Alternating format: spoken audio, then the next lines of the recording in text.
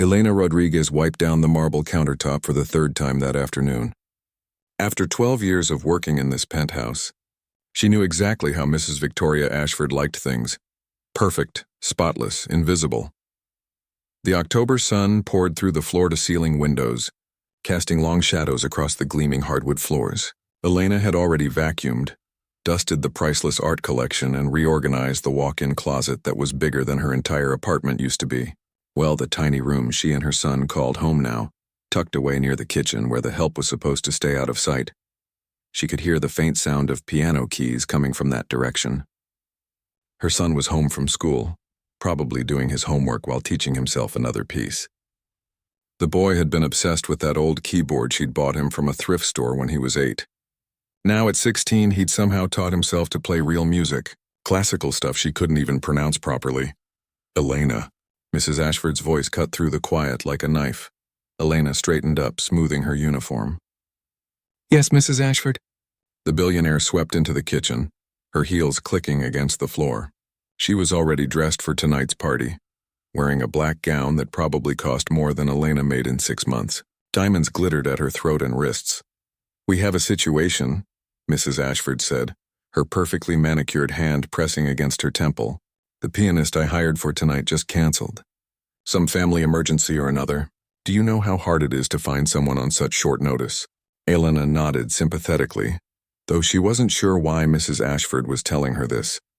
She had 50 guests arriving in 3 hours for some charity event. Elena had been preparing for it all week, making sure every surface sparkled, every cushion was perfectly fluffed. Mrs. Ashford's eyes suddenly lit up with an idea. Not a warm light, but the calculating gleam of someone solving a problem. "Your boy plays piano, doesn't he?" Elena's stomach dropped. Yes, ma'am. He taught himself, but perfect. Have him play tonight. Just background music, nothing fancy. Mozart, Chopin, those simple pieces everyone knows. Just something pleasant while people mingle and chat. Mrs. Ashford, I don't think... It's not complicated, Elena. He just needs to sit there and play some pretty music. I'm not asking him to perform a concert. Mrs. Ashford adjusted her necklace, already moving on mentally to the next task. Have him wear something presentable. Not too casual, but nothing that stands out. He should blend in with the decor. Blend in with the decor. Like a piece of furniture. Elena felt her cheeks burn, but she kept her expression neutral. "I'll ask him, Mrs. Ashford." "You'll tell him," Mrs. Ashford corrected, her tone leaving no room for argument. "I pay you well, Elena. I think I can ask for one small favor after 12 years. It wasn't a favor, though. It was an order dressed up in polite words." After Mrs. Ashford glided away, Elena stood in the kitchen for a long moment, her hands gripping the edge of the counter. She thought about her son practicing in their small room, dreaming of music schools he couldn't afford, watching videos of concert pianists on his cracked phone screen. She found him exactly where she expected, hunched over the electric keyboard, balanced on the tiny desk they shared. His schoolbooks were scattered around him, math homework forgotten. His fingers moved across the keys with a grace that always surprised her. Where did he get that from? Not from her, certainly. She could barely carry a tune. "Mijo," she said softly. He looked up, pushing his dark hair out of his eyes. "Hey, Mom, I'm almost done with homework, I promise." "That's not why I'm here." Elena sat on the edge of the narrow bed, the only other piece of furniture in the room besides the desk. "Mrs. Ashford needs a favor." She watched his face change as she explained. First confusion, then understanding, then something that looked like fear. "Mom, I can't play in front of all those people. I've never even performed for anyone except you." "I know, baby. I know."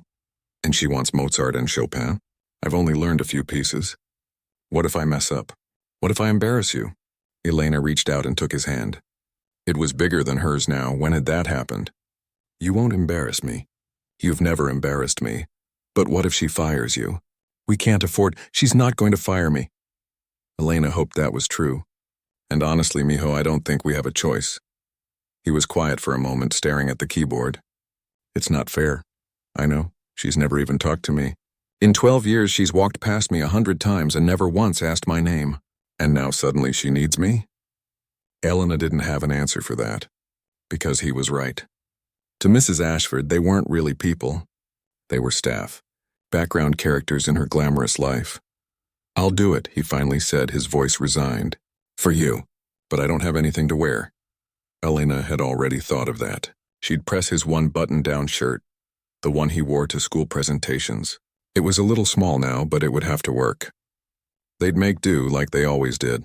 The next few hours passed in a blur. Elena finished her preparations for the party while her son practiced, his fingers moving faster and faster across the keys. She could hear the anxiety in the way he played, the notes coming sharp and rushed. By 6 o'clock, the caterers had arrived. The bartender was setting up. The string of luxury cars started pulling up to the building's entrance, depositing women in designer gowns and men in custom tuxedos. Elena found her son standing in the hallway, tugging at his collar. The shirt was indeed too small, the sleeves ending just above his wrists, but he looked handsome anyway, even with the nervousness written all over his face. "You're going to be great," she whispered, straightening his collar. "I'm going to be invisible," he whispered back. "That's what she wants, right? Background music for background people." Before Elena could respond, Mrs. Ashford appeared with the first guests. She barely glanced at them as she gestured toward the music room. "The piano is through there. Start whenever you're ready. Keep it light and pleasant." Elena watched her son walk toward the massive grand piano in the corner of the living room. A Steinway, Mrs. Ashford had once mentioned proudly, worth more than most people's cars. He sat down on the bench, looking impossibly small and young, and placed his hands on the keys. The guests were already talking loudly, laughing, drinking champagne. Nobody was looking at him. Nobody was listening. Elena stood in the doorway between the kitchen and the living room, her heart in her throat, watching her talented, brilliant son prepare to play the most important music of his life for an audience that didn't even know he existed. She had no idea that everything was about to change. The first notes trembled in the air, soft and uncertain. A Chopin nocturne just like Mrs. Ashford had requested. Something simple.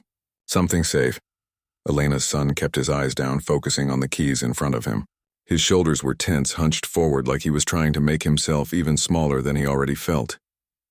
Around him, the party continued as if he wasn't there at all. A woman in a red dress laughed loudly at something her companion said. A man in an expensive suit checked his phone, the screen's blue light reflecting off his watch. The bartender shook a cocktail mixer, ice rattling inside. Conversations overlapped, creating a wall of sound that nearly drowned out the piano entirely. Nobody was listening.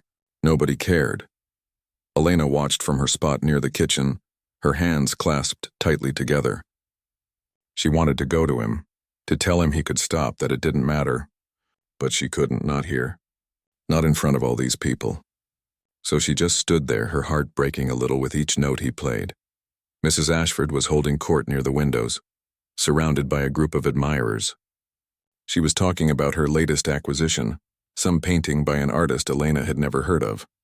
Her hands moved expressively, her jewelry catching the light.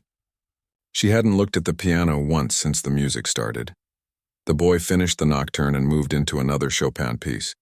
Then a simple Mozart sonata, background music for background people, just like he'd said. His playing was technically correct, even beautiful, but there was something mechanical about it. Like his heart wasn't in it at all. Elena saw the moment something changed in him. It was subtle at first. His shoulders straightened slightly. His head lifted just a fraction. His fingers paused on the keys for just a second, hovering there like he was making a decision, and then he started playing something completely different. The change was so dramatic that Elena actually gasped.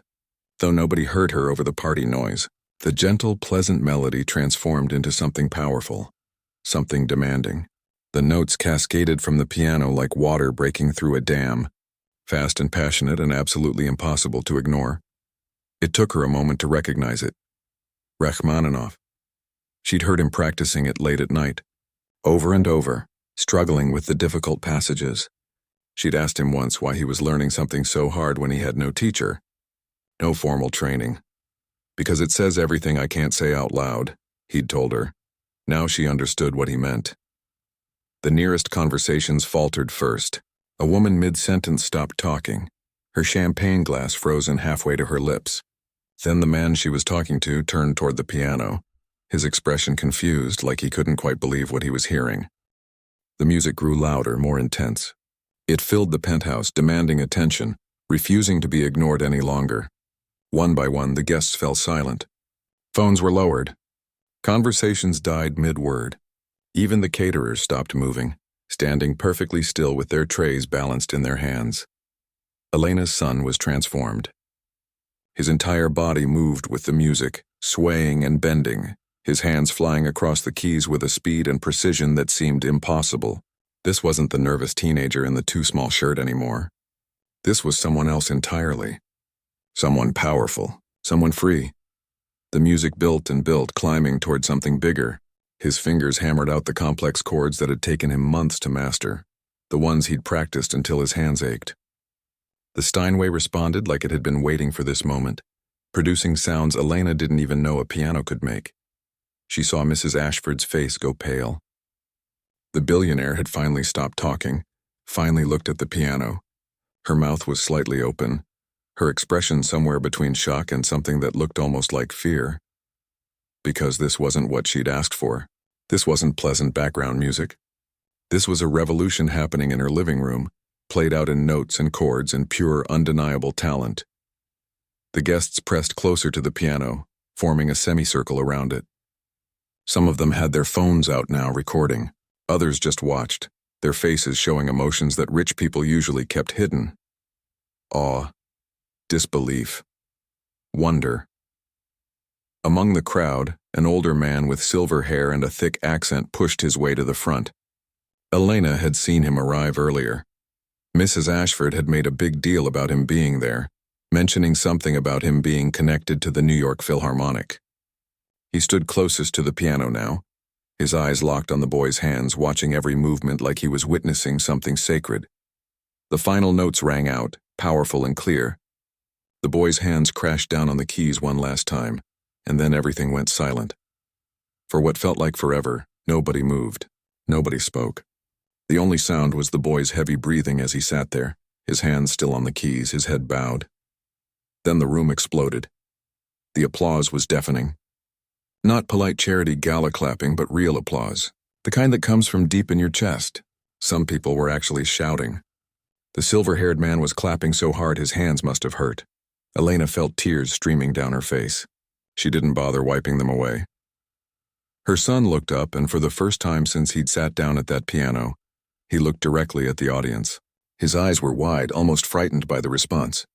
He'd expected to be invisible. Instead, he was the only thing anyone could see. Incredible! Someone shouted. Where did you study? Another voice called out. The silver-haired man pushed through the crowd, speaking rapidly in accented English. Young man, you must tell me. Where did you train? Juilliard? Curtis Institute? Who is your teacher? The boy's voice was barely audible. I don't have a teacher, sir. I taught myself. From videos and books from the library. The room went silent again, but this time it was a different kind of silence. This was the silence of people realizing they'd just witnessed something they'd never see again. A raw, untrained genius performing at a level that most trained musicians never reached. Self-taught? The silver-haired man looked like he might cry. This is not possible. What you just played, do you understand how difficult that piece is? I know it's hard, sir. It took me 8 months to learn it. 8 months? The man pulled out his phone with shaking hands. I am Dmitri Volkov. I conduct the New York Philharmonic. You must play for me again. I must record this. Please, one more piece. Mrs. Ashford finally found her voice. It came out sharp, almost panicked. That's enough for now. The boy needs a break. The caterers can wait, someone in the crowd said firmly. Yes, let him play. Others joined in. Dmitri Volkov was already pulling out his business card, pressing it into the boy's hand. You will call me tomorrow. We will arrange an audition at Juilliard. I will sponsor your application personally. This talent cannot be wasted. Elena watched her son take the card with trembling hands. He looked past the crowd, past all the expensive clothes and jewelry and success until his eyes found hers. The question in his gaze was clear. Is this really happening? She nodded, unable to speak, tears still falling. Mrs. Ashford stood off to the side, her face carefully blank now. But Elena knew that look. She'd seen it before when something hadn't gone according to the billionaire's plan, when something threatened to disrupt her perfectly controlled world. For 12 years, Elena and her son had been invisible in this penthouse, Convenient, useful, easily dismissed. Not anymore. The party had stopped being about charity or networking or showing off. Everyone wanted to talk to the boy in the too small shirt who'd just turned their world upside down with his hands and a piano. And somewhere in the back of her mind, Elena knew that nothing would ever be the same again. The party didn't return to normal after that. How could it? Elena stood near the kitchen entrance, watching wealthy strangers crowd around her son like he was a celebrity. They asked him questions, took photos, handed him business cards. The boy who'd been invisible an hour ago was now the center of attention, and he looked completely overwhelmed by it all. Dmitry Volkov had claimed a spot right next to the piano, his phone out, recording everything. He asked the boy to play 2 more pieces, which he did, though his hands shook more with each performance. The crowd applauded after each one, some people wiping away tears. "This is extraordinary," Volkov kept saying. "In 30 years of conducting, I have never seen raw talent like this. Never." Mrs. Ashford watched from across the room, her champagne glass gripped so tightly Elena worried it might shatter. The billionaire's carefully maintained smile had frozen on her face, but her eyes told a different story. She looked like someone who'd just lost control of something important. A woman in a silver gown approached Elena, which was unusual enough to make her nervous. Guests didn't typically talk to the help. "You must be so proud," the woman said warmly. "Your son is remarkable." "Thank you," Elena managed, not sure what else to say. "How long has Victoria known about his talent?" The question hung in the air like a trap. Elena chose her words carefully. "Mrs. Ashford has been very kind to employ me all these years." The woman's eyebrows rose slightly. That wasn't really an answer, and they both knew it. Before the conversation could continue, Mrs. Ashford swept over, her heels clicking purposefully against the floor. "Elena, could I see you in my office? Now, please." It wasn't a request. Elena glanced at her son, who was still surrounded by admirers. Dmitry Volkov had a protective hand on his shoulder, discussing something animatedly. At least he wasn't alone. She followed Mrs. Ashford down the hallway, past the guest rooms and the library, to the office at the far end of the penthouse. The door closed with a soft click that somehow sounded final. Mrs. Ashford didn't sit down. She paced instead, her gown swishing with each sharp turn. "This has gotten out of hand." Elena said nothing. She'd learned long ago that sometimes silence was the safest response. "Do you know what's happening out there right now?" Mrs. Ashford continued, gesturing toward the door. "Half my guests are posting videos online. Your son is probably all over social media already, and the narrative they're creating." She pressed her fingers to her temples. "It's not good, Elena. I don't understand, ma'am, don't you?" Mrs. Ashford's voice rose slightly. "They're acting like I've been hiding some musical genius in my home. Like I've been suppressing his talent or exploiting you both. I've already gotten 3 texts from journalist friends asking for comments. This is going to be a story, Elena, and I need to control how that story gets told." Elena felt something shift inside her, a small crack in the foundation of fear she'd built over 12 years of saying yes, ma'am, and of course, Mrs. Ashford, and whatever you think is best. "What do you want me to do?" She asked quietly. "I need you to tell people the truth, that I've been supportive, that I encouraged his playing, that I've given you both a stable home and opportunities." The word opportunities stuck in Elena's throat like a bone. "Mrs. Ashford," she began, her voice steadier than she expected. "With respect, that wouldn't be the truth." The billionaire stopped pacing. "Excuse me? You've given me employment, yes. Good employment. I'm grateful for that. But you've never once asked about my son. Not his name, not his interests, not his dreams. Tonight was the first time you've ever really acknowledged he exists. That's not fair, Elena. I've let him live here, haven't I? Rent-free in Manhattan. Do you know what that's worth? We live in a room next to the kitchen, Mrs. Ashford. A room meant for storage that you converted when you hired me because you wanted live-in help. And in 12 years, you've walked past my son hundreds of times without seeing him." Mrs. Ashford's face flushed. "I pay you very well. Above market rate, actually. I've been more than generous." "You have," Elena agreed.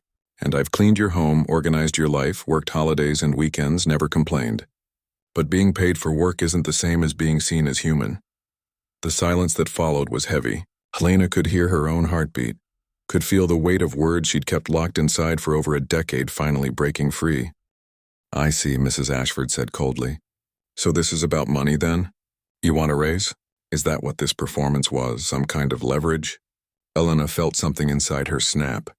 Not in anger, but in clarity. This isn't about money. My son didn't plan any of this. He played because you ordered him to. And then he played the way he did because he's been invisible for so long that he forgot how to be anything else. That music you heard? That was years of being overlooked. Of being treated like furniture. Of watching his mother work herself tired for people who don't know her name. I know your name, Mrs. Ashford shot back. You know my first name. Do you know my last name? My son's name? His birthday? What grade he's in? Elena paused. You don't, do you? Mrs. Ashford's jaw tightened, but she didn't answer. I didn't think so, Elena continued, her voice soft but firm. And that's the real story here, Mrs. Ashford. Not that you've been cruel or abusive. You haven't been. But you've been blind, and tonight, 50 of your friends saw exactly what you've been missing all along. This is ridiculous, Mrs. Ashford said, but her voice lacked conviction. I've done nothing wrong. I've been a good employer. You have been, Elena acknowledged, but good employers still don't see their employees as fully human sometimes. And that's what's making you uncomfortable right now. Not what I might say to journalists, but what you're realizing about yourself. Mrs. Ashford's phone buzzed, then buzzed again. She glanced at it and her face went a shade paler. The videos are already going viral. Someone posted it with the hashtag Hidden Genius. It has 500,000 views already. She looked up at Elena, and for the first time in 12 years, there was something almost vulnerable in her expression. What am I supposed to do? Elena took a breath. Mr. Volkov has offered to sponsor my son's application to Juilliard. He mentioned a possible scholarship. If that works out, we'll be moving. I'll give you proper notice, of course. Moving? You're quitting? I think it's time, don't you? Mrs. Ashford sank into her desk chair, suddenly looking older. You can't just leave. I need you. Who's going to manage the household? You'll find someone else. You always do. But we had an arrangement. We had an understanding. We did, Elena agreed. But that understanding was based on me staying invisible too. And after tonight, I don't think either of us can go back to that. Her phone buzzed in her pocket. She pulled it out and saw a text from her son. Mom, Mr. Volkov wants to talk to both of us. Where are you? Elena stood straighter. I need to get back. My son needs me. Elena, wait. We should discuss some. There's nothing to discuss, Mrs. Ashford. You asked for background music. What you got was the truth. Sometimes that's uncomfortable. She turned and walked toward the door. I could make things difficult for you, Mrs. Ashford said suddenly. References. Future employment. Elena paused with her hand on the doorknob. You could, but I don't think you will. Because that video is everywhere now and the world is watching. And I think maybe for the first time you're seeing yourself the way others see you. She left without waiting for a response. When she returned to the party, her son broke free from the crowd and ran to her. He hugged her tightly, something he rarely did in public anymore at 16. Mr. Volkov says he can get me into Juilliard's pre-college program, he whispered. With a full scholarship. Mom, is this real? Elena held him close, not caring who saw. Yes, baby. This is real. Over his shoulder, she could see Mrs. Ashford standing in the hallway, watching them. The billionaire looked small somehow, despite her designer gown and expensive jewelry.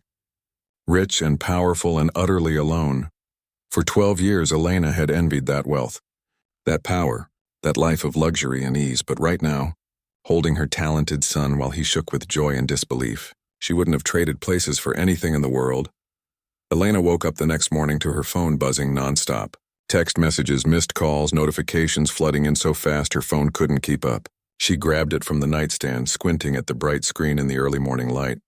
37 missed calls. Over 100 text messages. Most from numbers she didn't recognize. Her son was already awake, sitting at their small desk with his laptop open. His face was pale, his eyes wide with something between excitement and terror. Mom, you need to see this, he said, his voice shaky. She walked over and looked at the screen. The video from last night was everywhere. Not just on one platform, but on all of them. Twitter, Instagram, TikTok, Facebook. Someone had titled it, Billionaire's Maid Son Reveals Hidden Genius at Elite Party, and it had been viewed over 3 million times. 3 million. The comments section was a war zone. Some people were calling her son a prodigy, a genius, an inspiration. Others were angry at Mrs. Ashford, accusing her of exploitation, of keeping them in poverty while living in luxury. There were think pieces being written, hot takes from people who'd never met any of them, debates about class and privilege and the American dream. "There's more," her son said quietly, clicking to another tab. A news website had picked up the story. The headline read, "Hidden Talent: How a Self-Taught Teen Piano Prodigy Was Overlooked for Years While Living in a Billionaire's Home." Elena's stomach churned. This wasn't what she wanted. She didn't want to be a symbol or a story or a debate topic. She just wanted her son to have a chance at the life he deserved. Her phone rang again. This time she recognized the number. Mrs. Ashford, she let it ring. Then it rang again. And again. "Are you going to answer?" her son asked. "Not yet," Elena said. She needed to think first. Needed to figure out what to say. By 9 o'clock, there were reporters outside the building. The doorman called up, sounding stressed. "Mrs. Rodriguez, there are about a dozen people down here with cameras asking for you." "What should I tell them?" "Tell them we have no comment," Elena said, her heart pounding. "They're saying they won't leave until they get a statement." Elena looked at her son, who was now reading through the comments on the videos. Some of them were cruel, picking apart his appearance, his clothes, making jokes. Others were defending him fiercely. It was overwhelming, watching strangers dissect your life like it was entertainment. Her phone buzzed with a new text. This one was from Dmitry Volkov. "Please don't speak to press yet. Let me help you handle this properly. This is important for the boy's future. Call me when you can." At least that message made sense. Everything else felt like chaos. Another call came through, Mrs. Ashford again. This time Elena answered. "Elena, thank God. We need to talk now." Mrs. Ashford's voice was tight, controlled, but Elena could hear the panic underneath. "I'm listening. I need you to come to the penthouse. We need to get our stories straight before this gets any worse." "Our stories?" Elena felt that crack from last night widen a little more.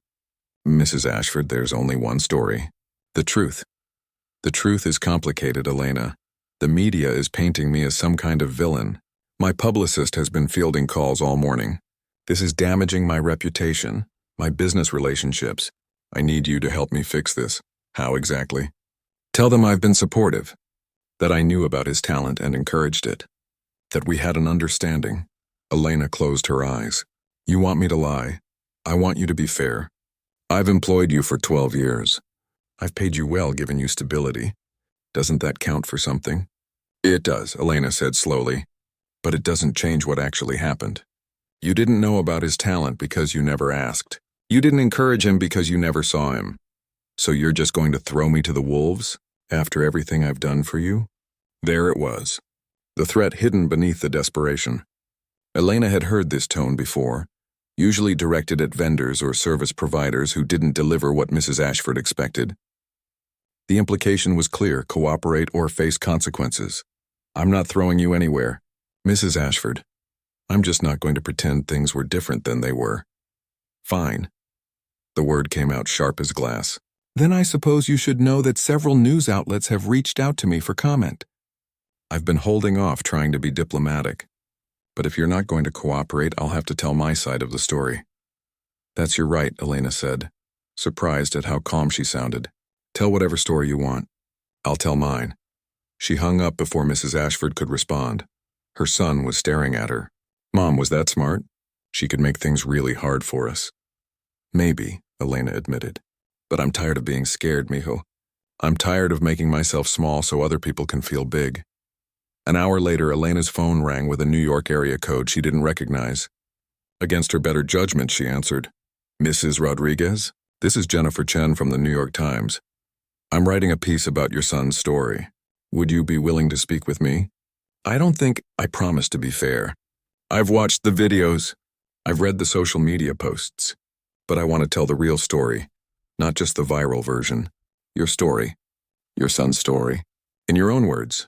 Elena hesitated. Dmitry Volkov had said not to talk to the press. But this woman sounded genuine.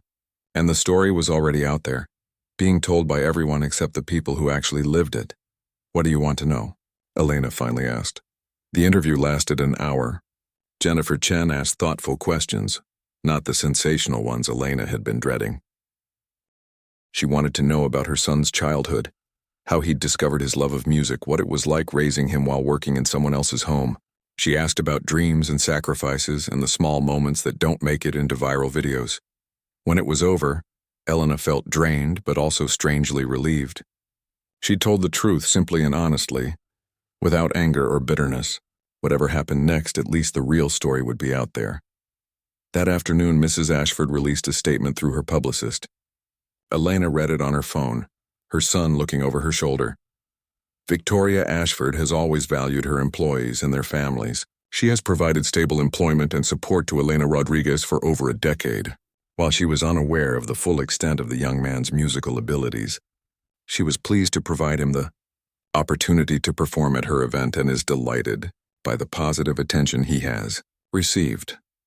Ms. Ashford wishes him well in his future endeavors and looks forward to maintaining a positive relationship with the Rodriguez family. Her son snorted.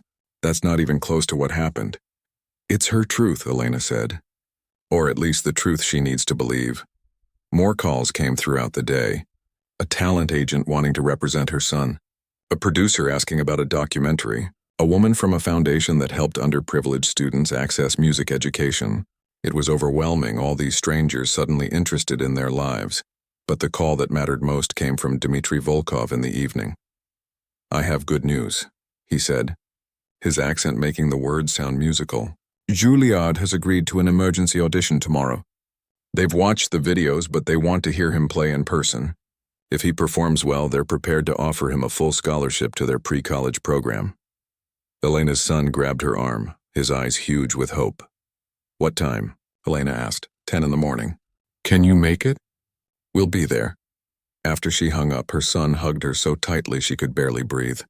This is really happening, Mom. This is really happening. It is, baby. That night, Elena started packing their few belongings.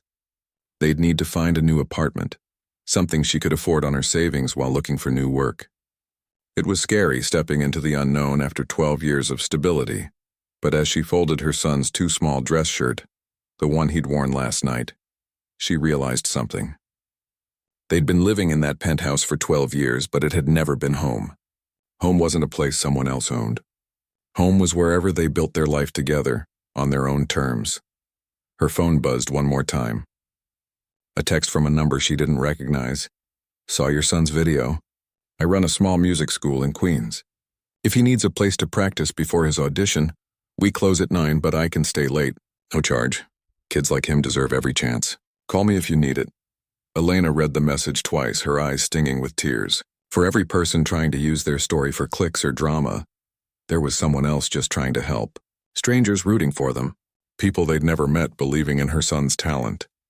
Maybe they'd be okay after all. She looked at her son, practicing fingering patterns on the desk, since they couldn't make noise this late. His face was determined, focused, already preparing for tomorrow. Ready for the biggest audition of your life? She asked. He looked up and smiled. I've been ready for 16 years, Mom. I just didn't know it yet. The Juilliard building looked like something from a dream. Elena and her son stood outside, staring up at the iconic structure, both too nervous to move. Students walked past them carrying instrument cases, chatting casually about rehearsals and performances like it was the most normal thing in the world. I don't belong here, her son whispered. Elena squeezed his hand. You belong anywhere your talent takes you. Dmitry Volkov met them in the lobby, his face bright with encouragement. Ready? Her son nodded, though his face was pale. He'd barely slept last night, and Elena had heard him in the bathroom at 5 in the morning, getting sick from nerves. The audition room was smaller than Elena expected. Just a piano, a few chairs, and 3 faculty members sitting behind a table with notepads. They looked serious, professional, like people who'd heard thousands of talented students and weren't easily impressed. One of them, a woman with gray hair pulled back in a bun, gestured to the piano. Whenever you're ready. Elena took a seat in the corner, her hands clasped so tightly her knuckles were white. This was it. Everything they'd hoped for, everything they'd worked toward came down to the next 15 minutes. Her son sat at the piano, adjusting the bench twice before settling in. His hands hovered over the keys, trembling slightly.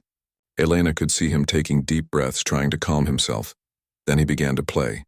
It was the same Rachmaninoff piece from the party, but something was different.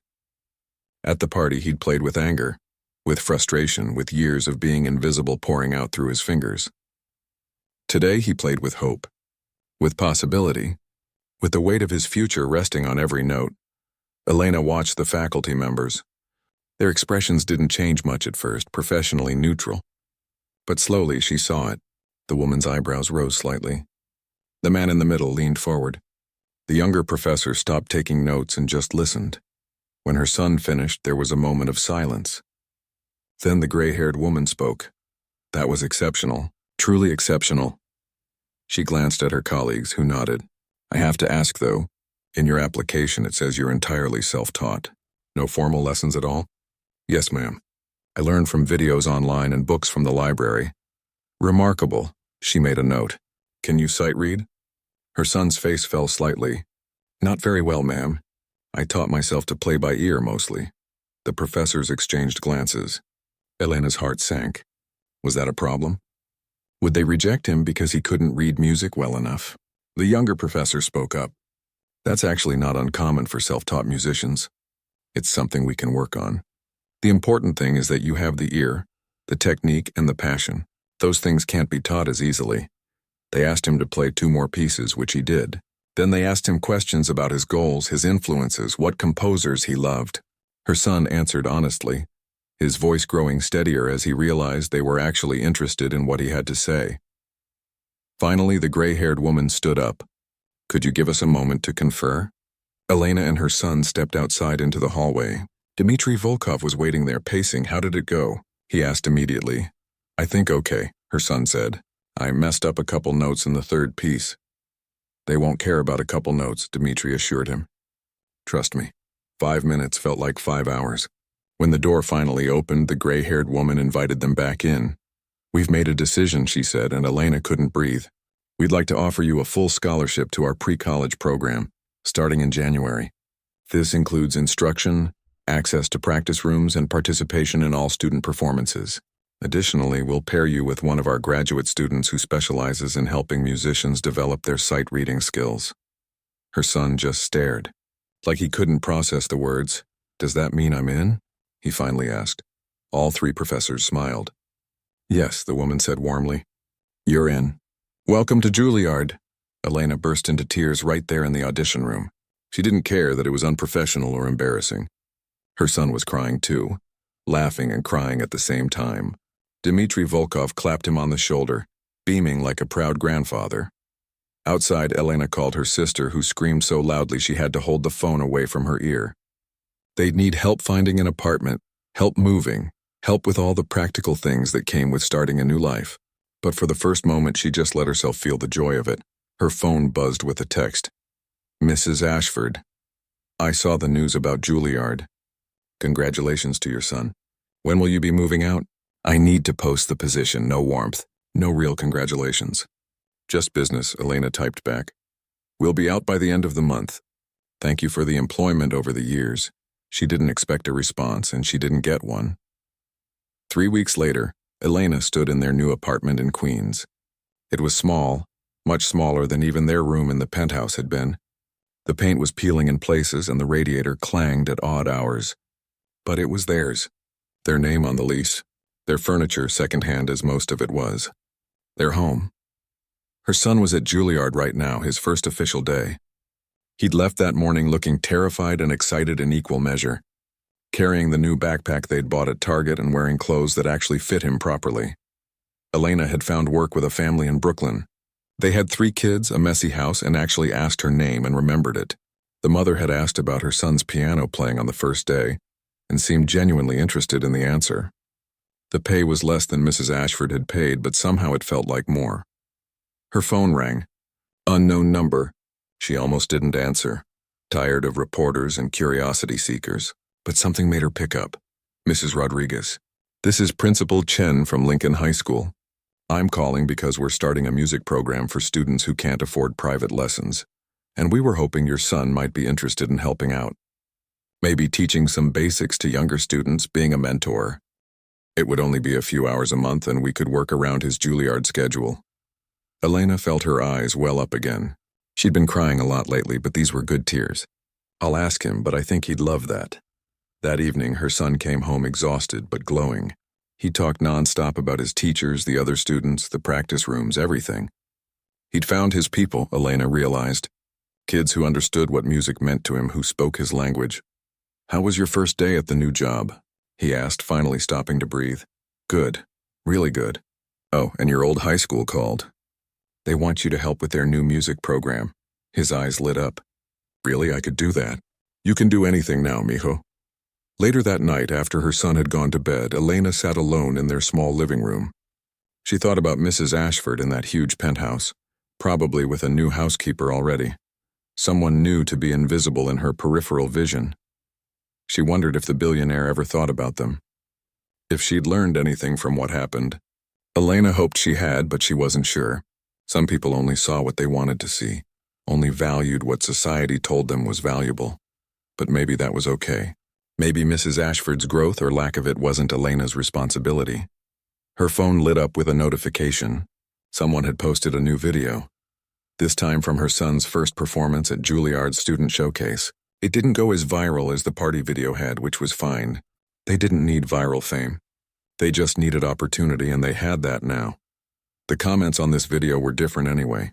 Instead of debating class and privilege, people were just appreciating the music, talking about how it made them feel, sharing their own stories of hidden talents and delayed dreams. One comment stood out. "This kid is going to change the world someday." "Remember his name?" Elena smiled. She'd always known her son was special. It had just taken the world a little longer to catch up. A year later, Elena sat in the third row of Carnegie Hall.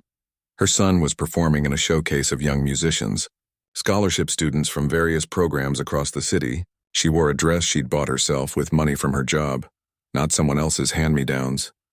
The lights dimmed. Her son walked onto the stage, not in a too small shirt this time, but in a suit that fit perfectly, bought with money from his first paid performance. He sat at the piano and looked out at the audience. His eyes found hers and he smiled. Then he began to play. The music filled the hall, beautiful and complex and entirely his own. Elena closed her eyes and listened, remembering the little boy who'd fallen in love with a piano he heard through a doorway, who'd practiced on a cheap keyboard in a room barely bigger than a closet, who'd dreamed of moments exactly like this. He'd been invisible for so long.